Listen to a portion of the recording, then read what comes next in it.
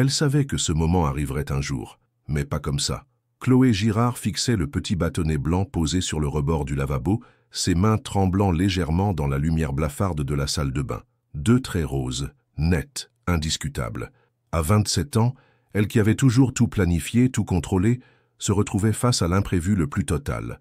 Dehors, Paris bruissait de sa rumeur habituelle. Les klaxons impatients, les pas pressés sur les pavés mouillés, la vie qui continuait, indifférente au bouleversement qui venait de s'abattre sur elle. Dans son petit studio du 11e arrondissement, le monde semblait s'être arrêté.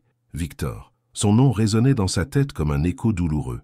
Victor Dumas, avec ses yeux gris acier et sa façon de la regarder comme si elle était la seule femme au monde. 3 mois. Ils avaient vécu 3 mois ensemble. 3 mois d'une passion dévorante qui l'avait consumée entièrement. Elle se souvenait encore de leur première rencontre, dans ce petit café de la rue de Rivoli, où elle travaillait comme serveuse, en attendant de décrocher son diplôme de pâtisserie. Il était entré par une matinée pluvieuse d'octobre, ses cheveux noirs encore humides, sa veste de costume impeccable, contrastant avec l'ambiance décontractée du lieu. Un homme d'affaires parisien typique, aurait-elle pensé. Mais quand leurs regards s'étaient croisés, non. Elle secoua la tête, chassant ses souvenirs qui ne feraient que rendre la situation plus difficile encore. Victor dirigeait une entreprise de technologie financière en pleine expansion. Il évoluait dans un monde de réunions à huis clos, de dîners d'affaires et de décisions à plusieurs millions d'euros. Un monde où une grossesse non planifiée n'avait pas sa place. Un monde où elle n'avait pas sa place. Chloé s'assit sur le bord de la baignoire, ses jambes soudain trop faibles pour la porter. Le test glissa de ses doigts et tomba dans le lavabo avec un petit claquement sec. Elle ferma les yeux, tentant de réfléchir rationnellement malgré le tourbillon d'émotions qui l'envahissait. Comment lui annoncer? Comment expliquer à un homme qui ne parlait que de stratégie d'expansion internationale et de levée de fonds qu'il allait devenir père? Victor N. était pas méchant, non. Il était même capable d'une tendresse infinie quand ils étaient seuls, loin de son univers professionnel.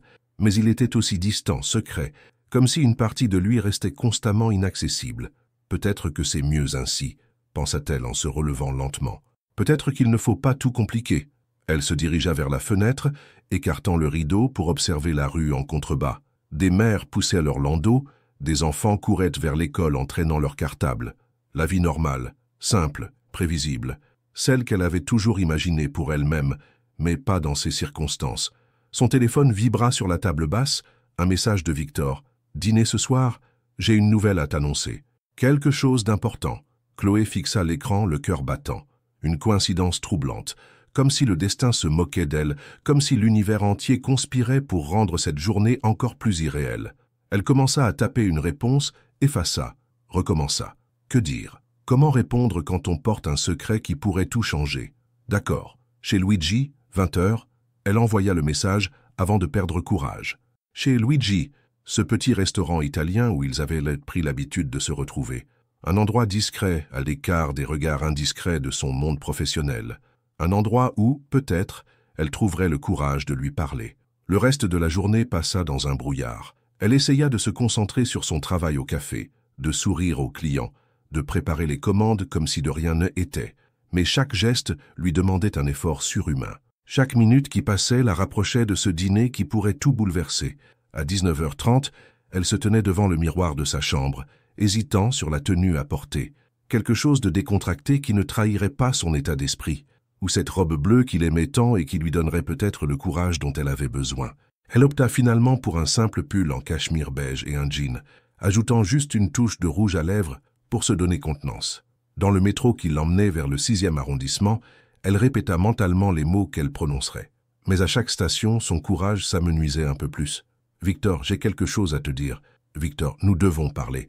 Victor, je suis enceinte. » Les mots sonnaient étrangement dans sa tête, comme s'ils appartenaient à quelqu'un d'autre, à une autre femme, dans une autre vie, avec un autre homme. Pas à elle, pas à eux, pas maintenant. Quand elle poussa la porte de chez Luigi, Victor était déjà là, installé à leur table habituelle près de la fenêtre. Il leva les yeux vers elle, et son sourire éclaira son visage d'une façon qui lui serra le cœur. Dans quelques minutes, ce sourire aurait peut-être disparu à jamais. Et si était la dernière fois qu'il la regardait comme ça? Cette pensée la frappa avec une violence inattendue. Soudain, elle comprit qu'elle n'était pas prête à risquer de perdre ce qu'ils avaient, même si CE était imparfait, même si CE était compliqué. Pas encore. Parfois, une seule phrase peut détruire tous nos projets. Tu es magnifique ce soir, murmura Victor en se levant pour l'embrasser. Chloé sentit ses lèvres effleurer sa joue, ce geste familier qui d'habitude la rassurait. Mais ce soir, chaque contact la brûlait. Elle s'installa face à lui, ses mains moites, agrippant son sac à main comme une bouée de sauvetage. « Tu avais quelque chose d'important à me dire ?» demanda-t-elle, espérant retarder le moment où elle devrait parler. Le sourire de Victor s'élargit, ses yeux gris pétillants d'une excitation qu'elle ne lui avait jamais vue. Il prit une gorgée de son verre de Chablis, semblant savourer l'instant. « J'ai eu une proposition extraordinaire aujourd'hui, Chloé. Une opportunité que je n'aurais jamais imaginée. » Elle hocha la tête, l'estomac noué. Autour d'eux, les conversations des autres clients se mêlaient dans un brouhaha apaisant. L'odeur de basilic et de parmesan flottait dans l'air, mais elle n'arrivait pas à se détendre. « Tu sais que notre entreprise a décroché le contrat avec la Bank of Singapore le mois dernier? Oui, tu m'en avais parlé.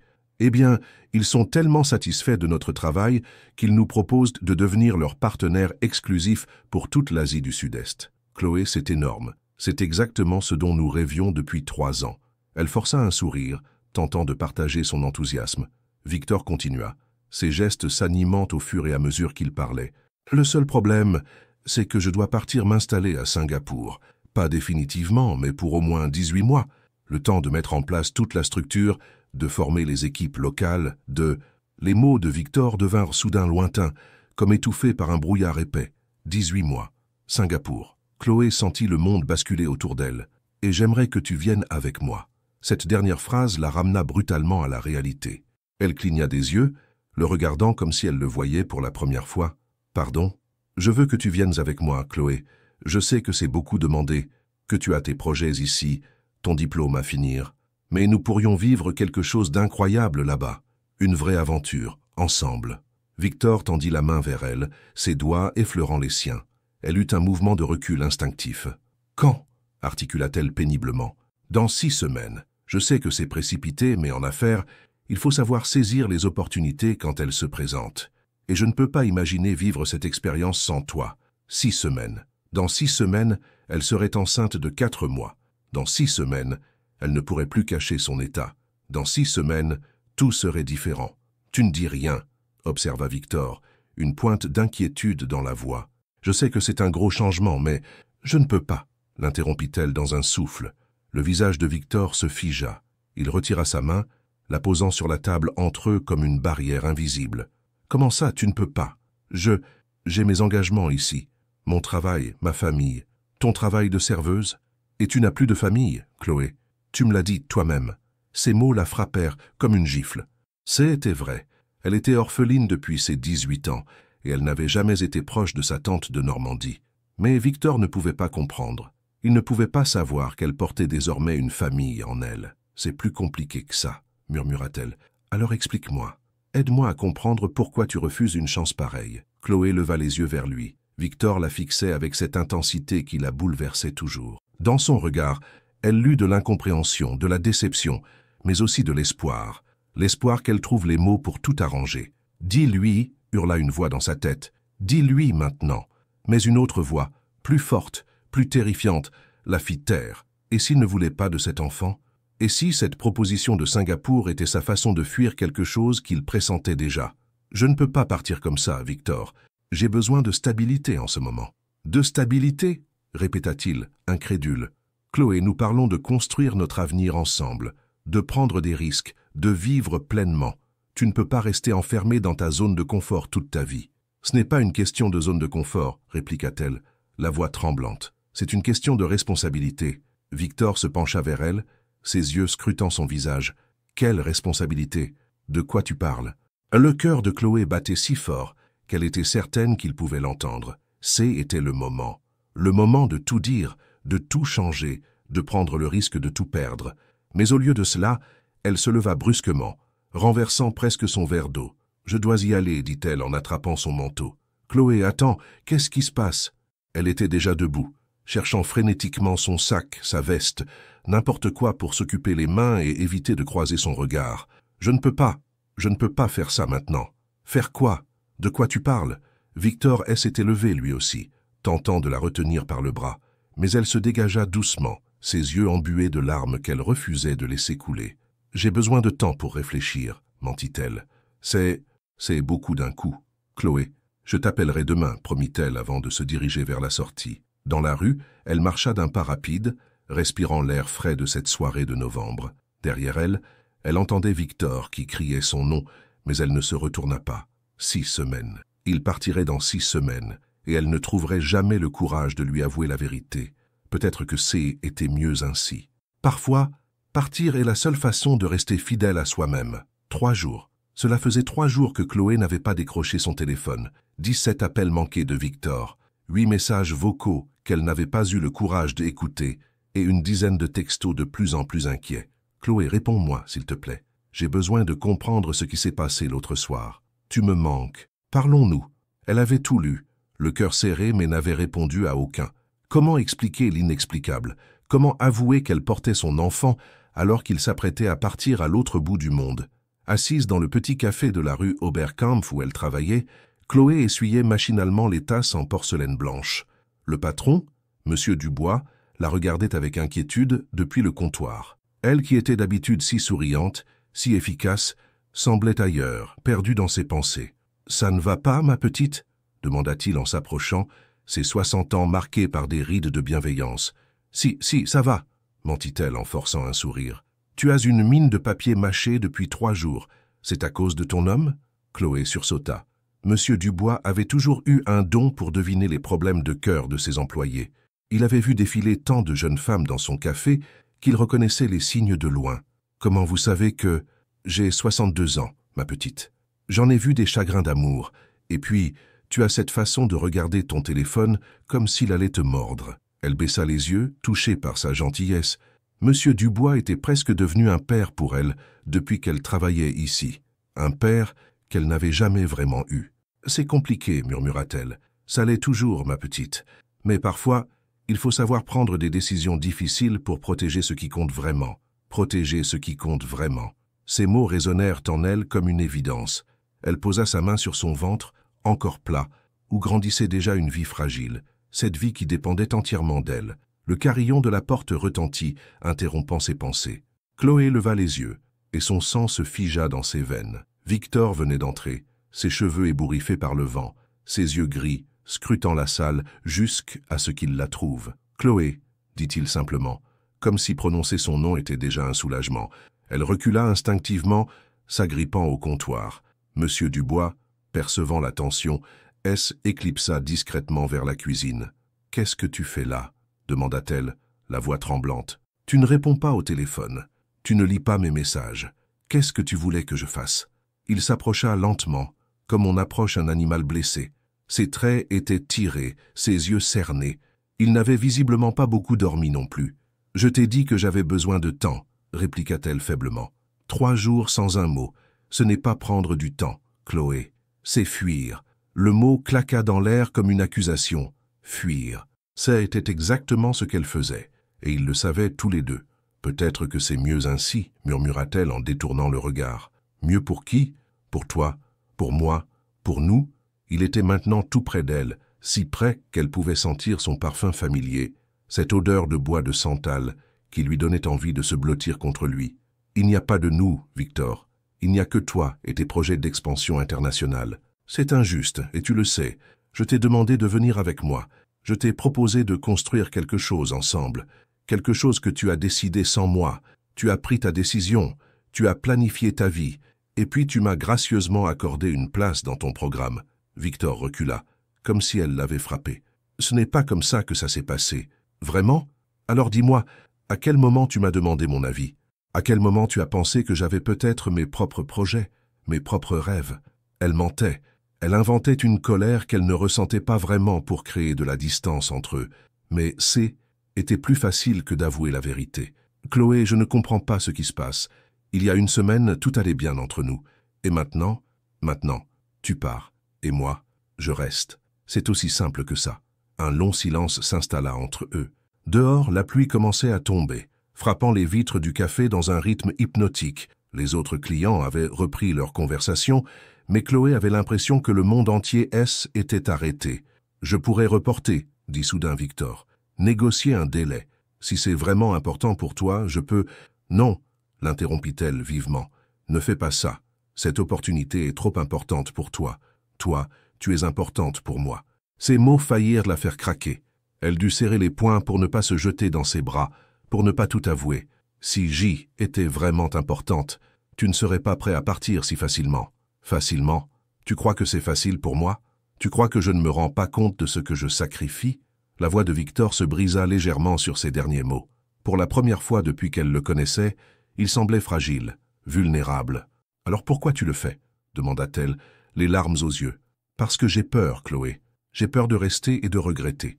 J'ai peur de ne pas saisir cette chance et de le regretter toute ma vie. Et moi, j'ai peur de te dire la vérité et de te voir partir quand même, pensa-t-elle. Victor tendit la main vers elle, effleurant sa joue humide. « Viens avec moi, on trouvera une solution pour tout le reste. » Chloé ferma les yeux, savourant ce contact qui pourrait être le dernier. Dans quelques mois, elle ne pourrait plus prétendre que rien n'avait changé. Dans quelques mois, elle aurait un enfant dans les bras, et Victor serait à des milliers de kilomètres. « Je ne peux pas, chuchota-t-elle. Elle sentit sa main retomber, entendit ses pas éloigner vers la porte. Quand elle rouvrit les yeux, il était parti. Et à cet instant, elle sut qu'elle ne le reverrait jamais. Recommencer sa vie, c'est parfois la seule façon de la sauver. Le TGV filait à travers la campagne française, emportant Chloé vers sa nouvelle vie. À travers la vitre, les champs dorés de novembre défilaient dans un brouillard matinal, comme si le paysage lui-même reflétait l'incertitude de son avenir.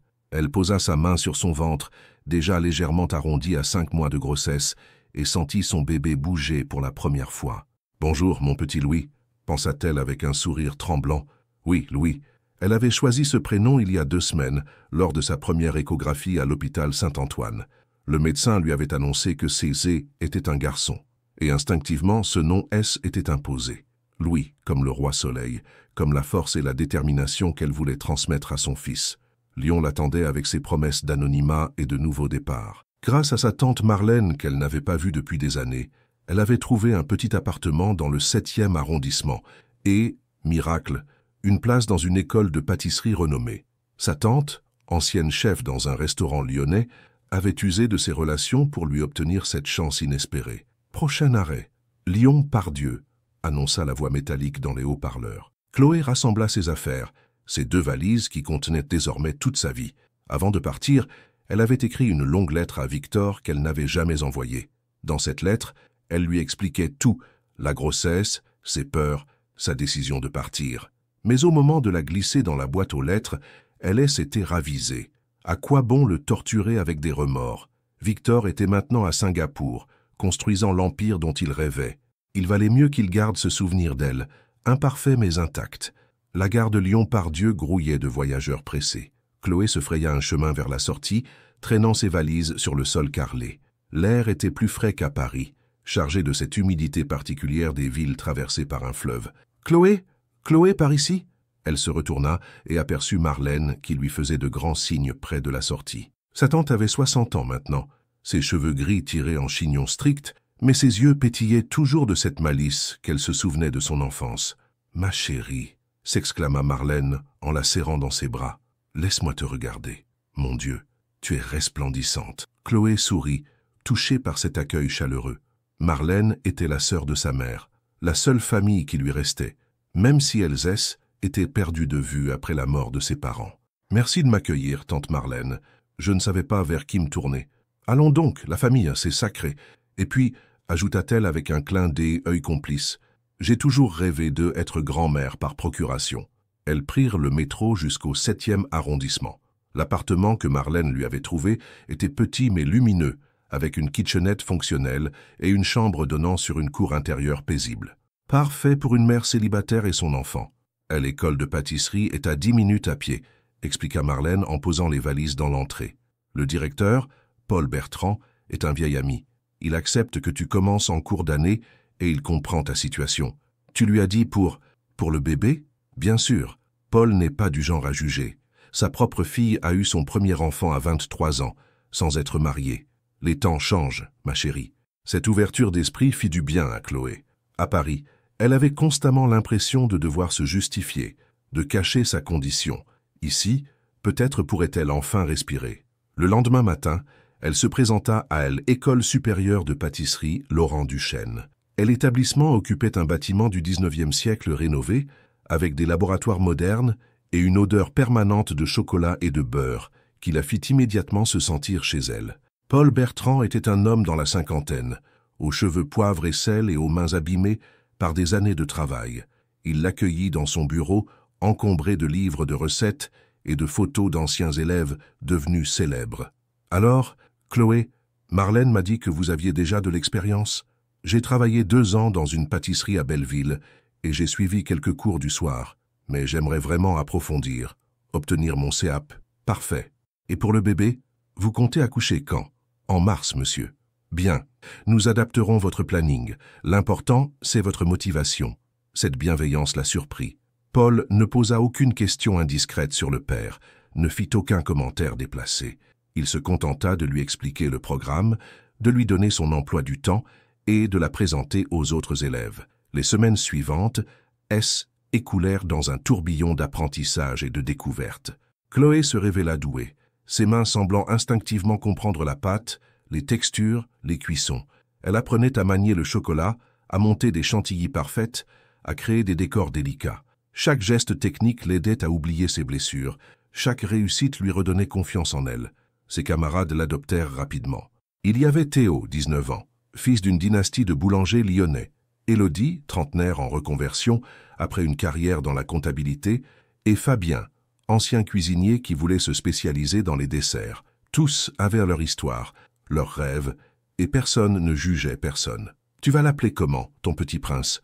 lui demanda Élodie un jour, pendant qu'elle préparait une tarte au citron meringuée. « Louis, » répondit Chloé en souriant. « Comme le roi, c'est beau. Il aura de la prestance, ce gamin. » De la prestance, pensa Chloé, comme son père, qu'il ne connaîtrait jamais.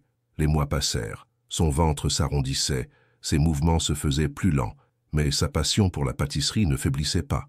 Elle louait des livres de puériculture à la bibliothèque, aménageait petit à petit la chambre du bébé avec l'aide de Marlène, préparait sa nouvelle vie de mère. Parfois, surtout le soir, elle pensait à Victor, se demandait s'il était heureux à Singapour, s'il avait rencontré quelqu'un d'autre, s'il pensait encore à elle. Mais ces moments de nostalgie s'estompaient vite, remplacés par l'urgence du présent et l'imminence de la naissance. Dans 3 mois, elle ne serait plus seule. Dans 3 mois, elle aurait Louis. Et pour la première fois depuis des mois, cette pensée la remplissait de joie pure, sans ombre ni regret. Il y a des moments qui changent à jamais le cours d'une vie. Le printemps lyonnais pointait timidement son nez quand les premières contractions commencèrent.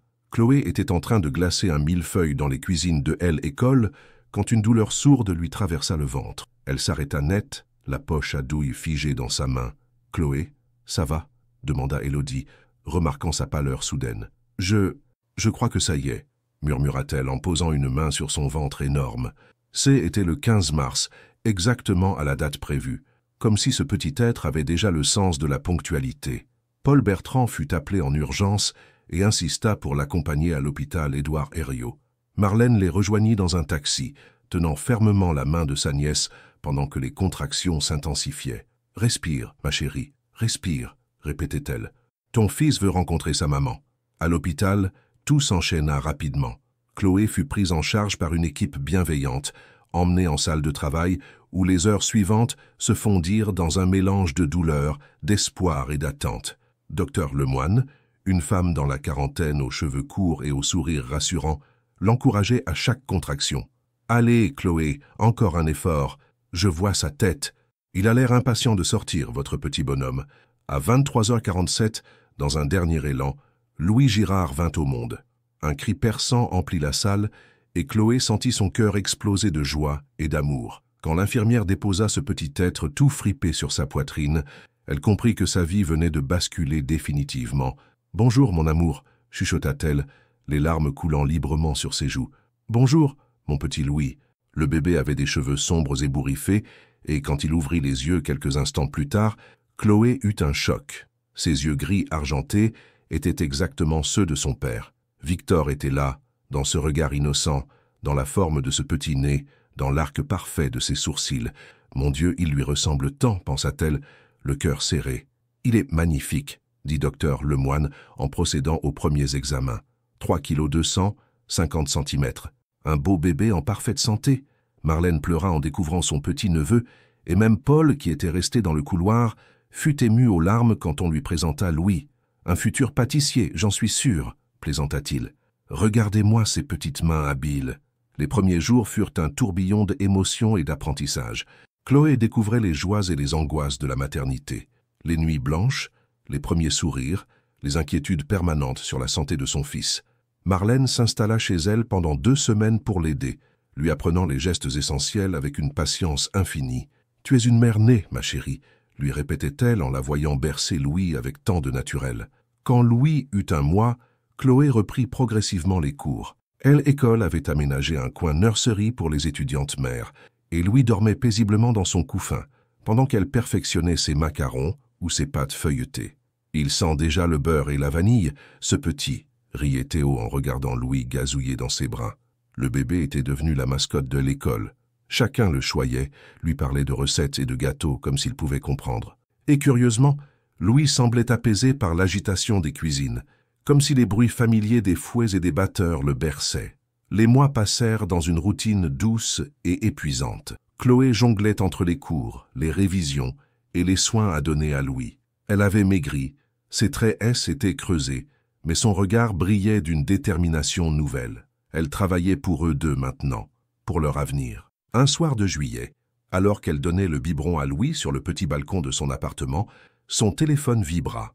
Un message d'un numéro inconnu, avec un indicatif international. « Chloé, c'est Victor. Je rentre à Paris la semaine prochaine. J'aimerais qu'on se parle. Tu me manques. » Son sang se figea. Victor. Après plus d'1 an de silence, il refaisait surface. Elle regarda Louis qui tétait goulûment, ses petites mains agrippées au biberon, ses yeux gris fixés sur elle avec une confiance absolue. Comment lui expliquer qu'il avait un fils? Comment rattraper plus d'1 an de mensonges par omission? Et surtout, avait-elle le droit de bouleverser cette vie qu'elle avait construite si patiemment? Elle effaça le message sans répondre. Pas maintenant, pas encore. 2 semaines plus tard, alors qu'elle promenait Louis dans son landau le long des quais du Rhône, son téléphone sonna.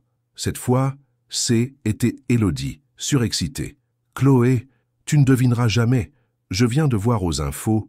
Il parle d'un jeune entrepreneur français qui revient de Singapour avec un contrat de plusieurs millions d'euros.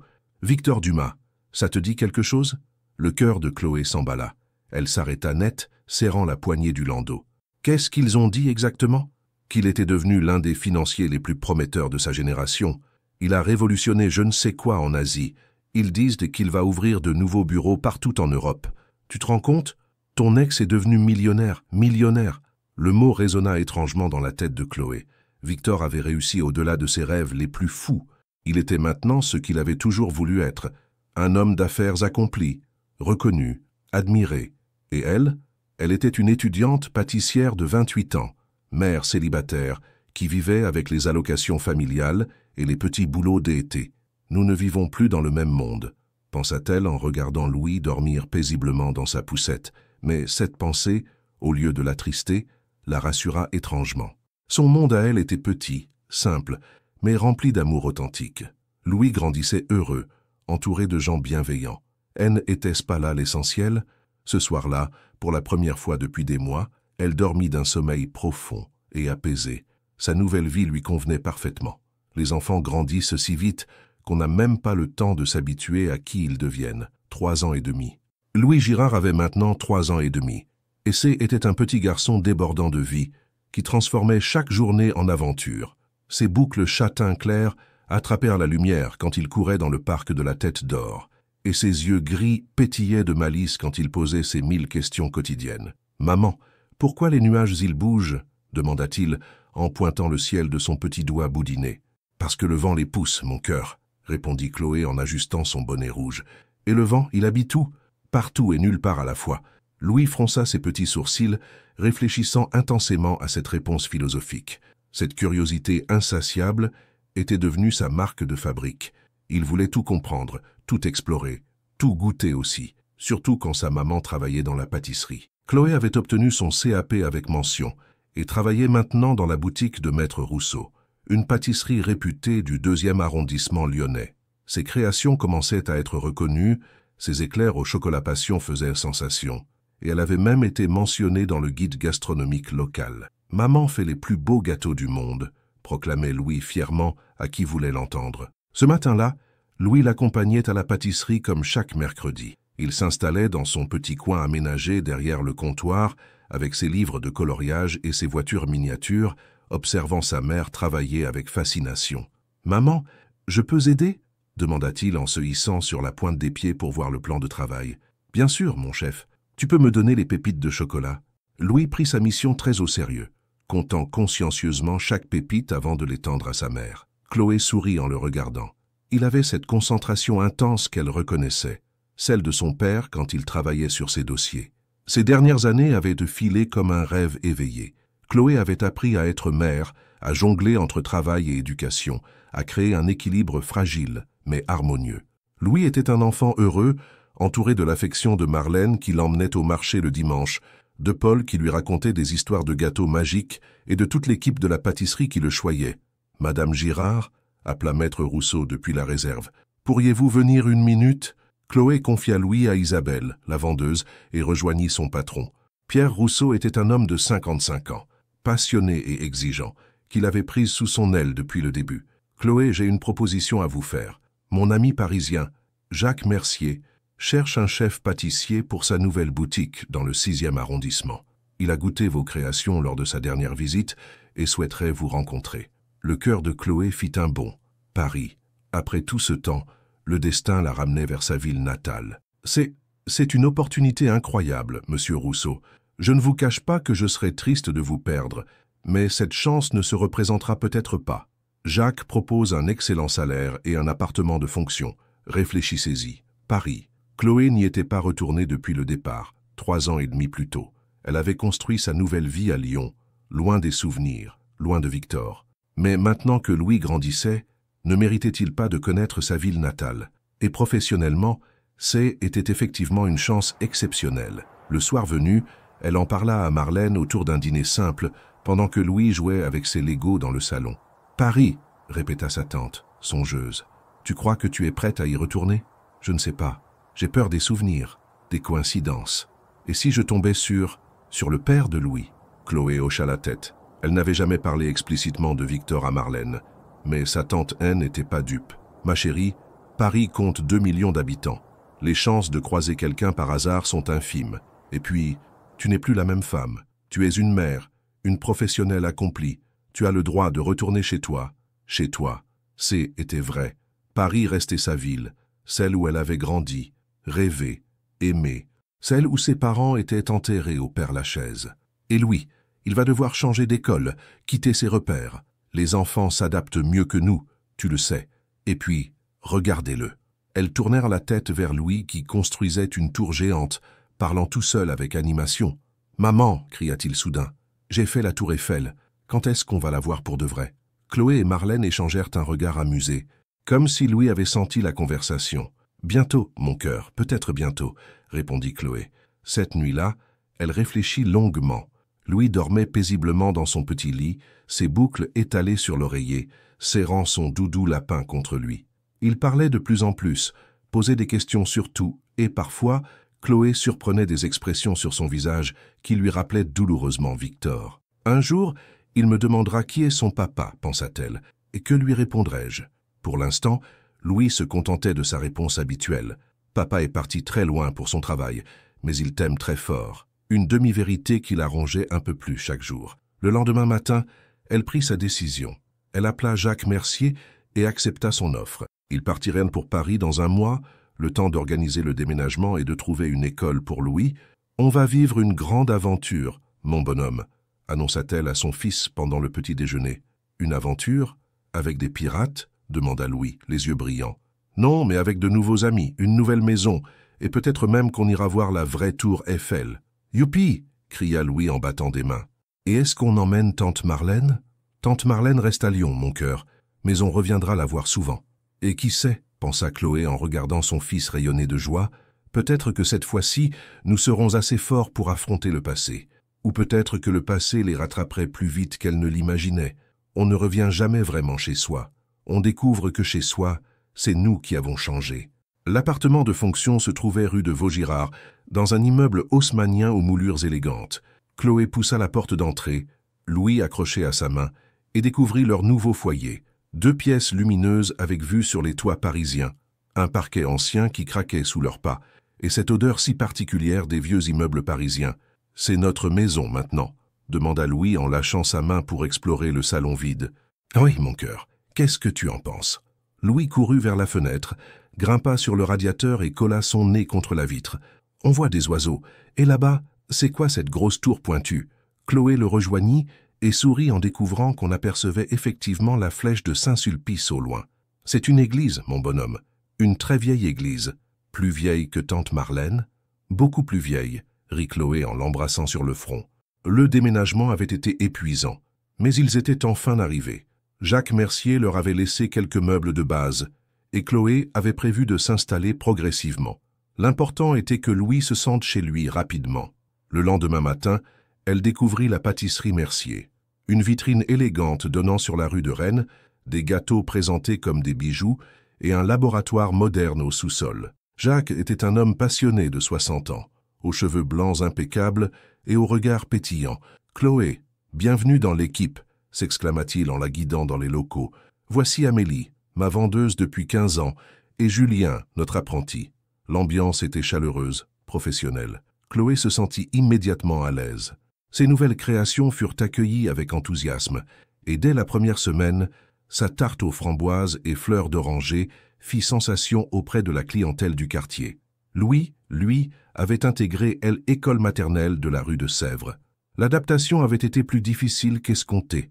Il était timide avec ses nouveaux camarades, réclamait souvent tante Marlène et avait du mal à s'endormir dans sa nouvelle chambre. « Dis maman, demanda-t-il un soir en se blottissant contre elle, pourquoi on est venu à Paris ? Pour que maman ait un travail encore plus beau et pour que tu découvres de nouvelles choses. Mais moi j'aimais bien Lyon.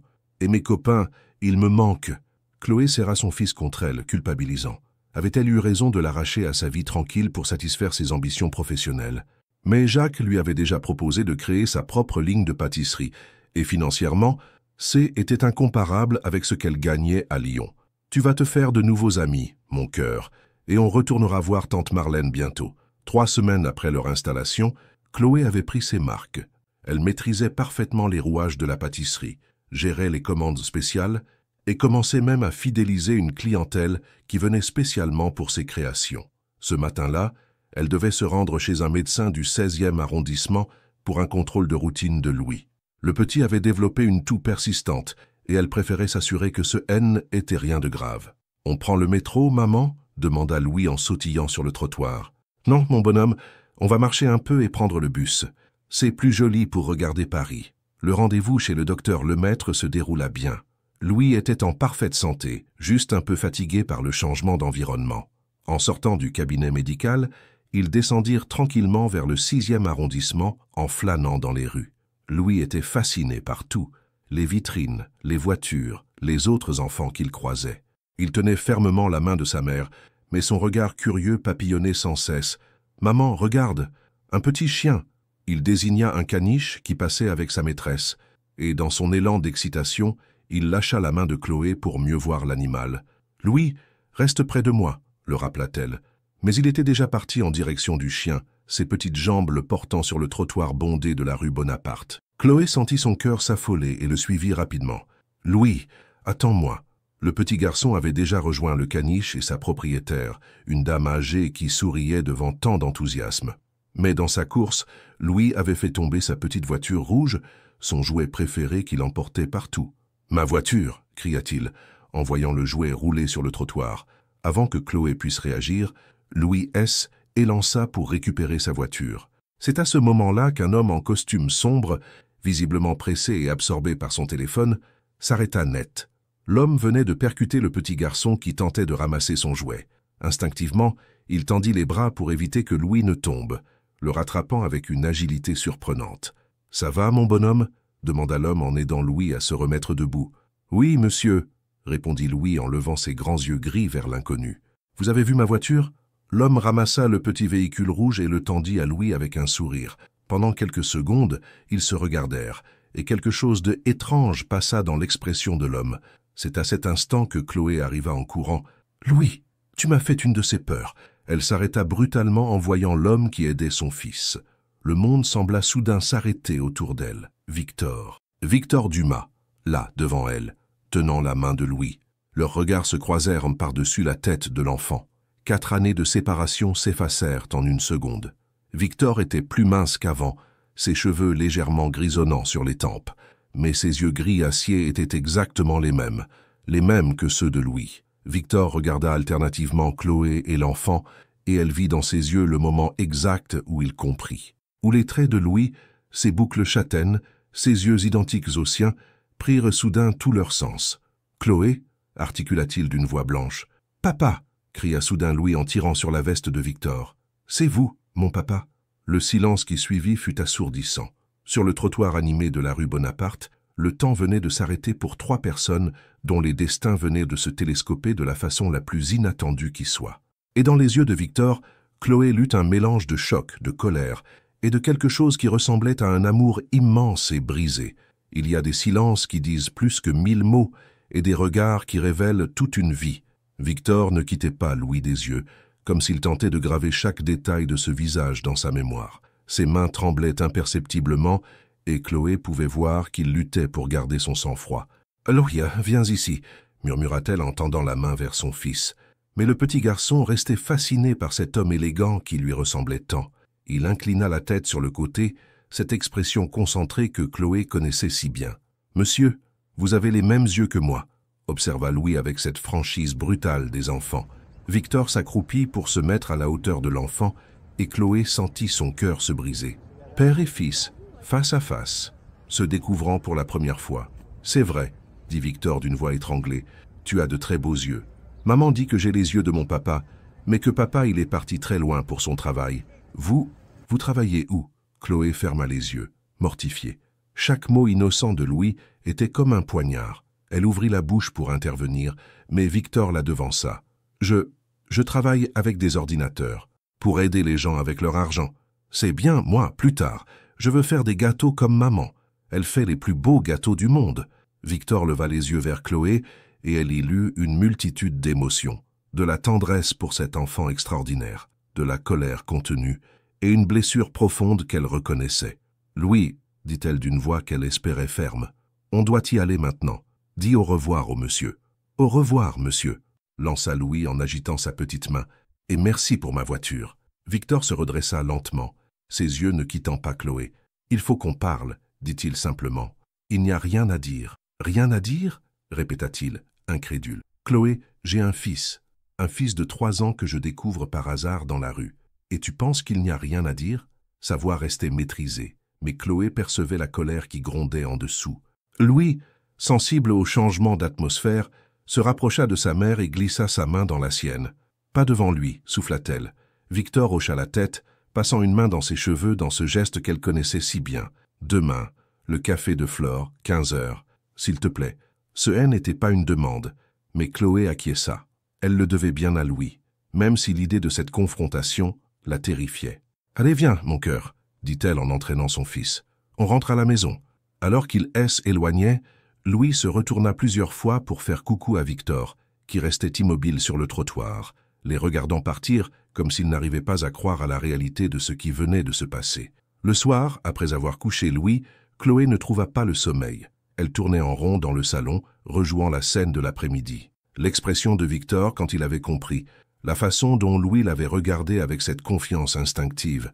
Et maintenant, demain, elle allait devoir expliquer l'inexplicable. Le lendemain après-midi, elle confia Louis à Amélie, la vendeuse de la pâtisserie, qui adorait le petit garçon. En se dirigeant vers Saint-Germain-des-Prés, elle sentait ses jambes trembler. 4 ans, 4 années de silence qu'elle allait devoir justifier. Victor était déjà installé en terrasse du café de Flore, fixant sa tasse de café froid. Il avait l'air d'avoir aussi mal dormi qu'elle. Quand il la vit approcher, il se leva instinctivement. « Chloé, Victor !» Elle s'assit face à lui, gardant ses mains sur ses genoux pour qu'il ne voie pas qu'elle tremblait. « Il s'appelle Louis », dit-elle sans préambule. « Louis », répéta-t-il, comme pour goûter le prénom. « Pourquoi tu ne me l'as jamais dit ?» Sa voix était calme, mais Chloé y percevait une douleur immense. « Parce que tu partais.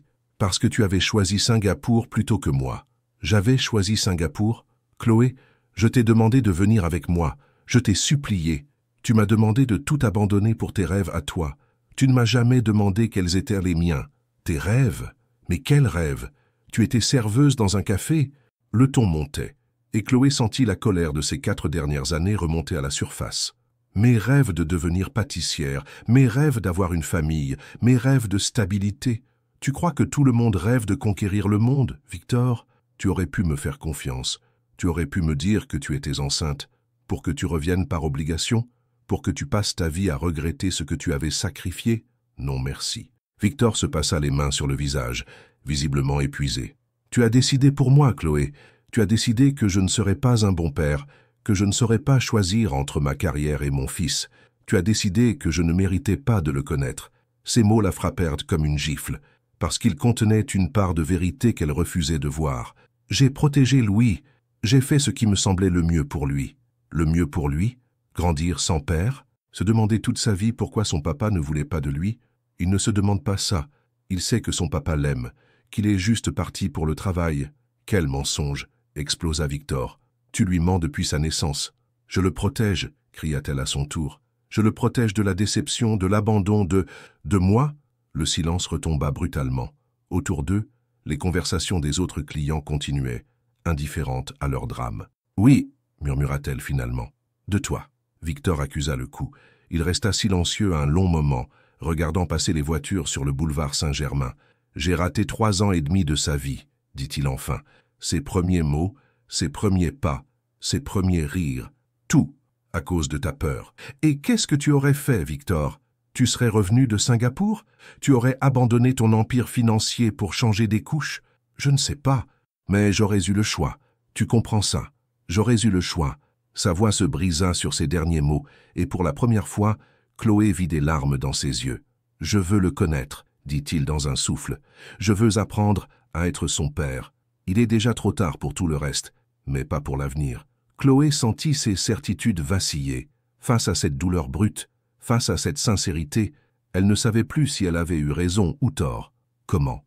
demanda-t-elle. « Comment on explique ça à un petit garçon de 3 ans? Je ne sais pas, mais on trouvera.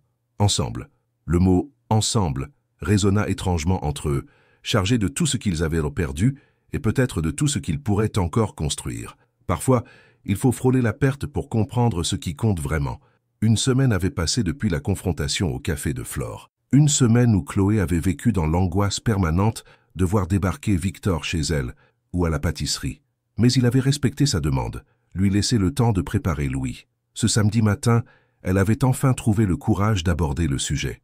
Louis prenait son petit déjeuner en dessinant, concentré sur un coloriage représentant une famille. « Mon cœur », dit-elle en s'asseyant à côté de lui, « tu te souviens du monsieur qui t'a aidé l'autre jour? Celui qui avait les mêmes yeux que toi. » Louis leva la tête, ses boucles emmêlées par la nuit. « Oui, il était gentil, et il sentait bon comme toi quand tu mets ton parfum du dimanche. » « Louis, ce monsieur, c'est ton papa. » Le petit garçon cligna des yeux, comme s'il n'était pas sûr d'avoir bien entendu. « Mon vrai papa, celui qui était parti loin? » « Oui, mon amour, il est revenu, et il aimerait beaucoup te connaître. » Louis posa son crayon et la regarda avec cette gravité soudaine qui la surprenait toujours chez un si petit enfant. « Je veux le voir !» s'exclama-t-il finalement avec enthousiasme.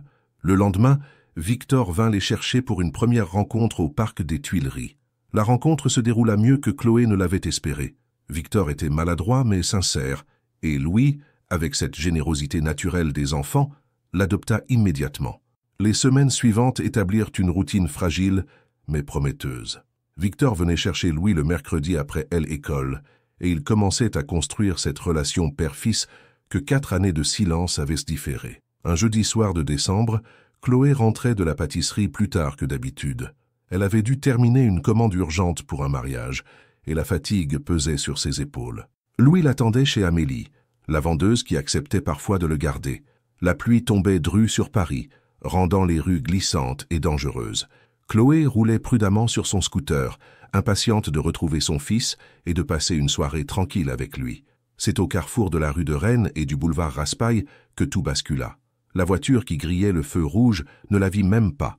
Le choc fut violent, projetant Chloé sur plusieurs mètres. Le casque la sauva d'une mort certaine, mais son corps meurtri gisait sur l'asphalte mouillé, inconscient. L'ambulance arriva en quelques minutes. Aux urgences de l'hôpital Saint-Germain, les médecins découvrirent de multiples fractures, côte cassée, fracture du fémur, traumatisme crânien léger mais inquiétant. Chloé était dans le coma. Victor reçut l'appel à 22 heures. Amélie avait trouvé son numéro dans le téléphone de Chloé et l'avait contacté en urgence. « Monsieur Dumas, je suis Amélie, de la pâtisserie. Il y a eu un accident. Chloé est à l'hôpital et Louis... » Il n'entendit pas la suite. Il était déjà en route, le cœur battant, l'esprit assailli par 1000 terreurs. En arrivant à l'hôpital, il découvrit Chloé intubée, pâle comme un linge, entourée de machines qui bipaient dans le silence de la réanimation. « Papa !» cria Louis en se jetant dans ses bras. Le petit garçon était terrifié, ses joues striées de larmes. Amélie l'avait emmené à l'hôpital, ne sachant pas quoi faire d'autre. « Où est maman? Pourquoi elle dort comme ça ?» Victor s'agenouilla devant son fils, cherchant les mots justes. « Maman a eu un accident, mon bonhomme. Elle est très fatiguée. Alors les docteurs la laissent dormir pour qu'elle guérisse mieux. »« Elle va mourir ?» demanda Louis, la voix brisée. « Non, mon cœur. Non, elle ne va pas mourir. Les docteurs vont bien s'occuper d'elle. » Cette nuit-là, Victor ne quitta pas l'hôpital. Il installa Louis sur un fauteuil de la salle d'attente, le couvrant de sa veste, et veilla alternativement sur la mère et sur l'enfant. Le lendemain, les médecins furent formels. Chloé resterait hospitalisée plusieurs semaines. Victor prit la seule décision possible. « Louis va venir habiter chez moi le temps que maman guérisse », annonça-t-il au docteur Moreau. « Vous êtes le père ?»« Oui, et c'est mon rôle de m'occuper de lui maintenant. » Ce fut le début de l'épreuve la plus difficile et la plus révélatrice de la vie de Victor. Du jour au lendemain, il se retrouva seul responsable d'un petit garçon de 3 ans et demi, traumatisé par l'accident de sa mère. Les premiers jours furent donc chaotiques. Louis refusait de manger, réclamait constamment sa maman et faisait des cauchemars qui le réveillaient en pleurs au milieu de la nuit. Victor, habitué à gérer des entreprises de plusieurs millions d'euros, se sentait complètement démuni face aux larmes de son fils. « Je veux maman, criait Louis en repoussant le biberon que Victor tentait de lui donner. « Maman est à l'hôpital, mon cœur. Mais moi, je suis là, papa est là. Tu es pas mon vrai papa. Toi, tu étais parti. » Ces mots transpercèrent Victor comme une lame. Louis avait raison. Il était parti, il avait raté 4 années cruciales. Et maintenant, cet enfant blessé ne lui faisait pas confiance. Mais Victor ne baissa pas les bras. Il annula tous ses rendez-vous, reporta ses réunions, et se consacra entièrement à Louis. Il apprit à préparer ses repas préférés, à reconnaître les signes de fatigue, à inventer des histoires pour le rassurer. Il découvrit que Louis aimait les crêpes au chocolat le dimanche matin, qu'il avait peur du noir, mais adorait les veilleuses en forme d'étoiles, et qu'il s'endormait plus facilement quand on lui chantait « Frère Jacques ». Chaque soir, ils allaient voir Chloé ensemble. Victor portait Louis sur ses épaules pour qu'il puisse mieux voir sa maman à travers la vitre de la réanimation. « Dis bonjour à maman, Louis. Bonjour maman. Papa s'occupe bien de moi. Il a appris à faire tes crêpes, mais c'est pas aussi bon que les tiennes. » Peu à peu, Louis commença à faire confiance à Victor. Il acceptait qu'il l'aide à se laver, le laissait choisir ses vêtements, et même, parfois, venait se blottir contre lui quand un cauchemar le réveillait. « Papa, » murmura-t-il un soir en se pelotonnant dans ses bras, « tu vas repartir quand maman sera guérie ?»« Non, mon bonhomme, je ne repartirai plus jamais. Je resterai toujours près de toi et de maman. Promis ? Promis. » Au bout de 3 semaines, Chloé sortit enfin du coma.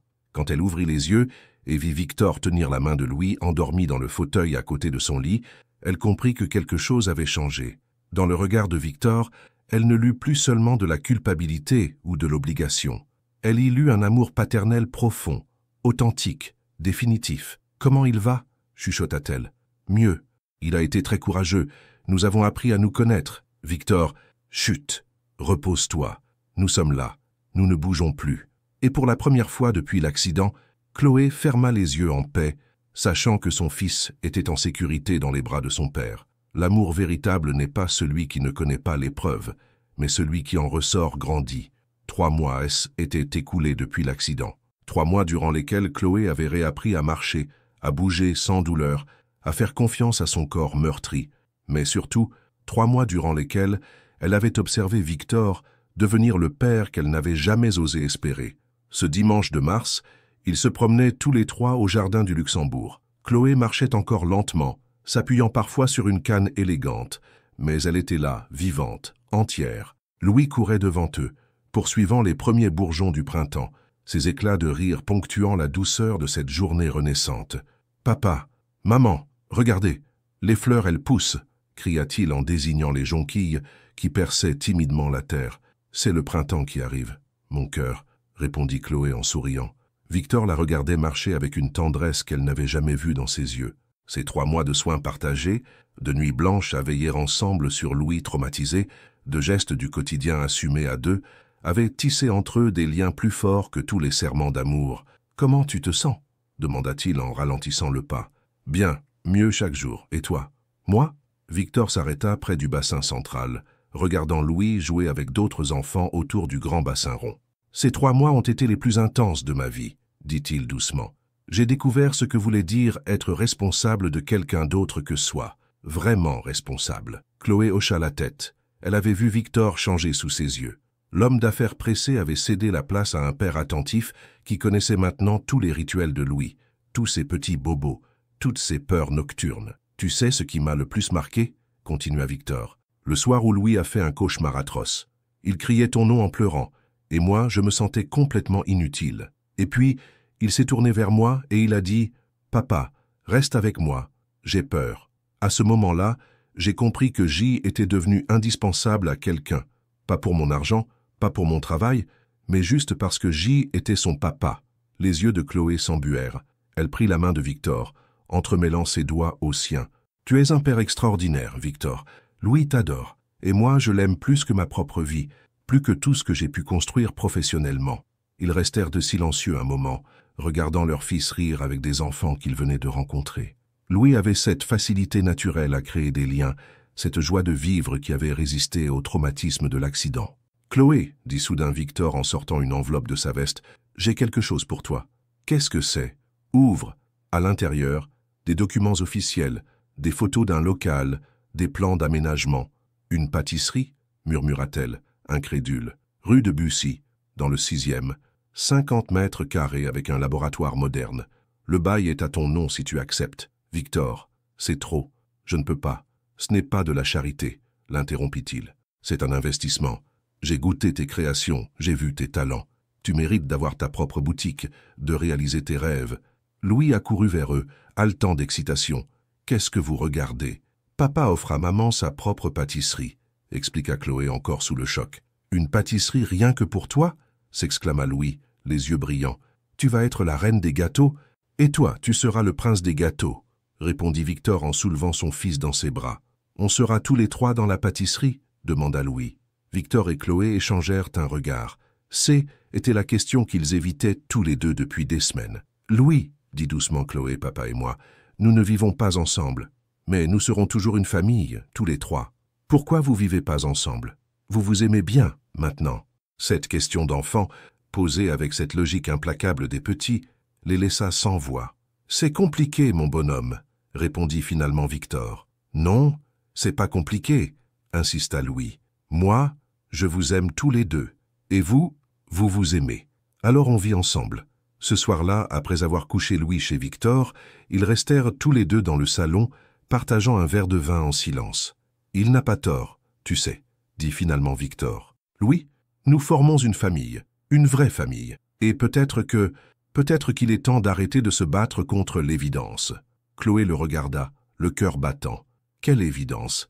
Que je t'aime, que je t'ai toujours aimé, que ces 4 années sans toi ont été un enfer, même quand je croyais réussir ma vie. Victor, je ne te demande pas de m'épouser demain, je ne te demande même pas de m'aimer comme avant, mais donne-nous une chance, une vraie chance, cette fois. » Chloé ferma les yeux, pesant chaque mot, chaque geste. Ces 3 mois avaient effacé tant de rancœur, tant de malentendus. Elle avait vu Victor devenir l'homme qu'elle avait toujours espéré qu'il soit. « D'accord, » murmura-t-elle, « essayons. »« Vraiment? Vraiment. Mais on y va doucement. Pour Louis, pour nous. » Victor sourit, ce sourire qu'elle avait tant aimé autrefois et qu'elle redécouvrait aujourd'hui. « Doucement, » promit-il en déposant un baiser léger sur son front. « Nous avons tout le temps. » Le lendemain, ils annoncèrent la nouvelle à Louis, qui poussa un cri de joie si fort que les voisins de l'étage du dessous frappèrent au plafond. « Youpi! On va être une vraie famille! Et maman va avoir sa pâtisserie! Et moi, je vais aider! » 6 mois plus tard, La pâtisserie chez Chloé ouvrait ses portes rue de Bussy. Louis, fier comme un petit coq, distribua les premiers échantillons aux passants, expliquant à qui voulait l'entendre que sa maman faisait les plus beaux gâteaux du monde et que son papa était le plus gentil papa de Paris. Ce jour-là, en regardant sa famille reconstituée, Chloé comprit que les plus belles histoires ne sont pas celles qui commencent par « il était une fois », mais celles qui commencent par « il était une seconde fois ». Et dans cette seconde chance, ils trouvèrent enfin le bonheur qu'ils avaient toujours cherché. Certains bonheurs se méritent par la patience, d'autres se construisent dans la durée. Le soleil de juin inondait la vitrine de chez Chloé, faisant scintiller les éclairs au chocolat passion qui avaient fait la réputation de la petite pâtisserie de la rue de Bussy. Derrière le comptoir, Chloé ajustait délicatement des macarons roses poudrés sur un présentoir en verre, ses gestes précis témoignant de 3 années d'expérience et de passion assumée. « Maman, papa arrive !» cria Louis en collant son nez contre la vitrine. À 6 ans et demi maintenant, Louis Girard Dumas avait grandi, conservant ses boucles châtaines mais ayant troqué ses joues poupins de petit garçon contre un visage plus fin où se dessinaient de plus en plus nettement les traits de son père. Il portait fièrement le petit tablier brodé à son nom que Chloé lui avait offert pour son anniversaire, se prenant très au sérieux dans son rôle d'assistant pâtissier du mercredi. Victor poussa la porte, déclenchant le petit carillon familier. Il portait un costume moins strict qu'autrefois, sa cravate légèrement desserrée, et dans ses yeux brillait cette sérénité nouvelle que Chloé avait appris à chérir. « Bonjour, chef », dit-il en embrassant Chloé sur la joue. « Bonjour, mon sous-chef », ajouta-t-il en ébouriffant les cheveux de Louis. « Papa, j'ai fait des sablés tout seul. Enfin, presque tout seul. Maman m'a juste aidé pour le four. Montre-moi ça, mon bonhomme. » Louis le guida fièrement vers le plateau de sablé en forme d'étoile, légèrement irrégulier, mais doré à point. Victor en croqua un, fermant les yeux avec une expression de béatitude exagérée qui fit rire son fils aux éclats. « Délicieux. Tu as le don de famille, mon champion. » Chloé observait cette scène avec un bonheur paisible. Ces 3 dernières années avaient coulé comme un rêve éveillé. La pâtisserie avait dépassé toutes leurs espérances, devenant rapidement une adresse incontournable du 6e arrondissement. Les clients venaient de loin pour goûter les créations de Chloé, mais aussi pour l'ambiance chaleureuse de cette boutique familiale où Louis accueillait parfois les habitués par leur prénom. Victor avait tenu toutes ses promesses. Il avait réorganisé sa vie professionnelle pour être présent, vraiment présent. Plus de voyages d'affaires de 3 semaines, plus de réunions qui s'éternisaient jusqu'à minuit. Il avait délégué et restructuré, choisi de privilégier l'humain sur les chiffres, et paradoxalement, son entreprise n'avait jamais été aussi prospère. « Comment s'est passée ta matinée ?» demanda-t-il à Chloé en l'aidant à ranger les derniers gâteaux. « Merveilleusement bien. Madame Dubois a commandé un croque-en-bouche pour le baptême de sa petite fille, et j'ai eu 3 nouvelles demandes pour des mariages cet été. Tu vas avoir besoin d'aide. » « J'y pense, effectivement. Peut-être un apprenti à la rentrée. » Louis, qui avait tendu l'oreille, leva la main comme à l'école. « Moi, je peux être l'apprenti. Toi, mon cœur, tu dois d'abord apprendre à lire couramment, » répondit Chloé en l'embrassant. « Mais un jour, si tu veux, tu pourras reprendre la pâtisserie. Alors je vais très bien apprendre à lire, et à compter aussi, et à faire de la chimie comme toi. » Victor et Chloé échangèrent un sourire amusé. Louis appelait « chimie » les mélanges subtils d'ingrédients qui transformaient la farine et les œufs en merveilles sucrées. L'après-midi tirait vers sa fin quand ils fermèrent boutique tous ensemble, comme chaque mercredi. Était devenu leur rituel. Déjeuner en famille, promenade dans Paris et soirée tranquille à la maison. Car depuis 1 an maintenant, ils partageaient officiellement le même toit, un appartement lumineux de la rue de Vaugirard où Louis avait enfin sa vraie chambre, avec vue sur les toits parisiens qu'il aimait tant observer. « On va où aujourd'hui » demanda Louis en sautillant sur le trottoir. « Surprise !» répondit Victor en prenant sa main droite tandis que Chloé prenait la gauche. Ils remontèrent vers le jardin du Luxembourg, ce lieu symbolique de leurs retrouvailles et de leur reconstruction. Mais au lieu de s'arrêter aux grilles, Victor les entraîna vers l'église Saint-Sulpice. « Qu'est-ce qu'on fait là » demanda Chloé intriguée. « Il y a quelque chose que je veux vous montrer » dit Victor en les guidant vers l'entrée. À l'intérieur de l'église, dans la pénombre dorée des after-midi d'AZT, une petite exposition de photos était installée. « Famille de Paris », pouvait-on lire sur le panneau d'accueil. Victor les mena vers une photo en particulier, et Chloé eut le souffle coupé. Étaient eux, pris à leur insu l'année précédente au jardin du Luxembourg. Louis sur les épaules de Victor, elle-même marchant à côté d'eux en riant, tous trois baignés de cette lumière dorée si particulière des fins d'après-midi parisiens. « Comment ?»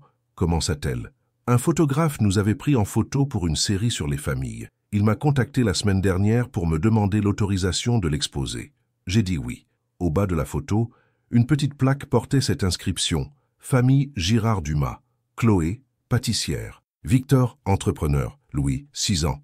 Le bonheur, c'est quand on se retrouve enfin. »« Tu as dit ça ?» demanda Chloé, les larmes aux yeux. Le photographe nous avait demandé de définir le bonheur en une phrase. C'est sorti tout seul. Louis contemplait la photo avec fascination. « On est beau, et on a l'air heureux. On est heureux, mon cœur, » confirma Chloé en le serrant contre elle. En sortant de l'église, alors que le soleil déclinait sur les toits de Paris, Victor s'arrêta soudain. « Chloé, » dit-il en se tournant vers elle, « j'ai encore une surprise. » Il sortit de sa poche un petit écrin de velours bleu nuit.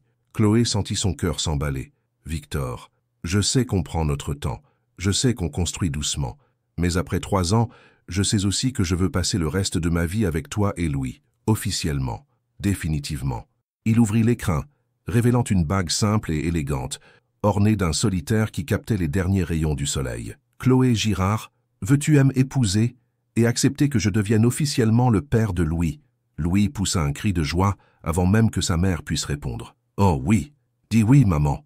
Comme ça, on sera une famille pour de vrai. » Chloé regarda alternativement l'homme qu'elle aimait et l'enfant qui était toute sa vie. Ces 3 années leur avaient appris que l'amour véritable ne se mesurait pas aux grandes déclarations, mais aux petits gestes du quotidien, aux soirées passées à faire les devoirs de Louis, aux dimanches matins partagés autour de crêpes trop sucrées, aux nuits blanches quand l'un d'eux était malade. « Oui, » murmura-t-elle. « Oui, bien sûr que oui. » Victor glissa la bague à son doigt avec une délicatesse infinie, comme s'il manipulait la chose la plus précieuse au monde. Louis applaudit si fort que plusieurs passants se retournèrent en souriant. « Quand est-ce qu'on fait la fête ?» demanda Louis, toujours pratique. « Quand tu voudras, mon champion, » répondit Victor en le soulevant dans ses bras. « Demain. Non. Ce soir. Non. Quand maman aura fait le plus beau gâteau du monde. Alors ce sera le plus beau gâteau du monde, » promit Chloé en embrassant sa petite famille. Ce soir-là, dans leur appartement de la rue de Vaugirard, ils dînèrent tous les 3 autour de la table familiale.